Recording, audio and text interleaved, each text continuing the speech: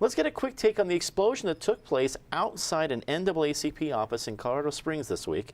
According to the Denver Post, FBI officials and local police are investigating a potential motive and a person of interest.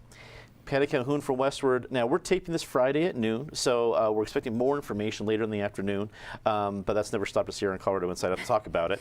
From what we know so far, it looks like it at least could have been a lot worse. A pipe bomb exploded, but a gasoline tank next to it didn't.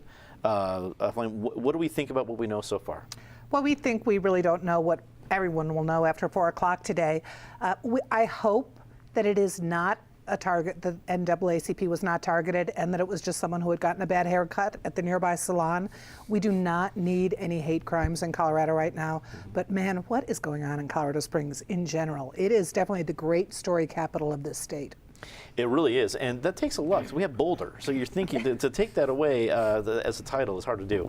Amy Oliver Cook from the Independence Institute joining us today.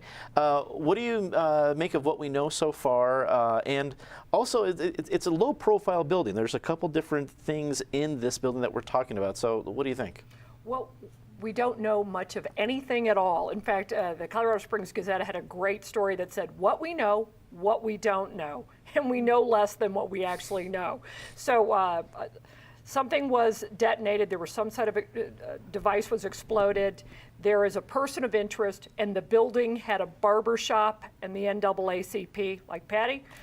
I'm hoping that the person was just upset because the guy cut him a little too close, and that's it. But we don't know. So it's really hard to speculate because you don't want to go down the, what if this is a hate crime, until we know exactly what it was.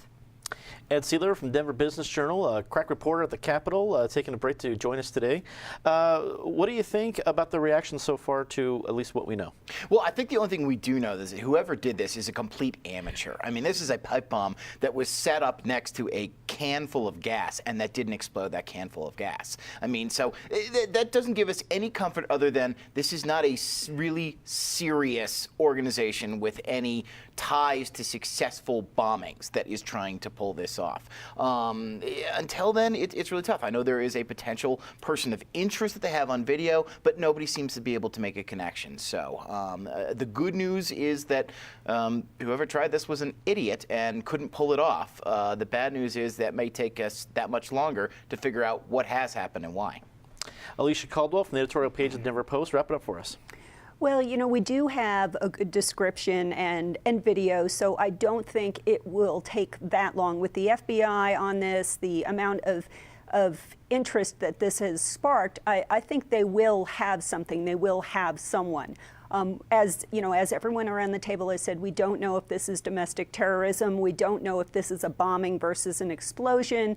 But if it is domestic terrorism, it's not something that's unknown. You know, we can go back as far as 1995 to the Tim McVeigh, Terry Nichols bombing in Oklahoma City that killed 168 people. It is not unknown, but whether this is that is yet to be seen.